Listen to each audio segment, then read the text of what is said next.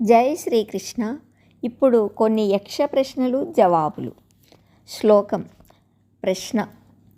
కిం స్విద్ గురుతరం భూమే కిం స్విదుచ్చతరం చఖాత్ కిం స్విద్ శీఘ్రతరం వాయో కిం స్విద్ బహుతరం తృణాత్. భావము. భూమి కంటే గొప్పదైనది ఏది? ఆకాశం కంటే ఎత్తైనది ఏది? గాలి కంటే వేగము కలది ఏది? గడ్డి కంటే నీచమైనది ఏది? జవాబు.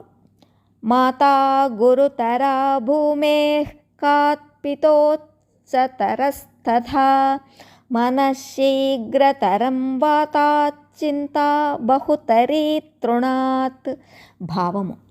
భూమి కంటే గొప్పదైనది తల్లి, ఆకాశము కంటే ఉన్నతుడు తండ్రి, గాలి కంటే వేగము కలది మనస్సు, గడ్డి కంటే నీచమైనది చింత.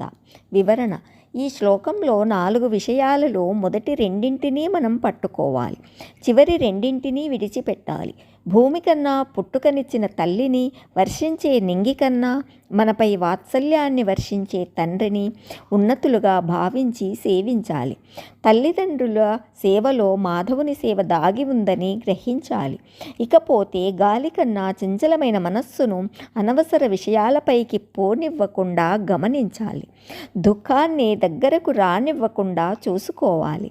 మనస్సు అనేది చంచలము, చపలము, ఒకచోట ఉండదు, ఒక విషయంపై నిలవదు, ఎప్పుడూ చంచలత్వంగానే ఉంటుంది. మనస్సును నిగ్రహించడం అంటే గాలిని గుప్పిట్లో బంధించినట్టే. విహరించడం, విలపించడం ఈ రెండే మనస్సుకి తెలుసు. మనస్సుని ఈ రెండింటి నుంచి మరలిస్తేనే సాధకుడు.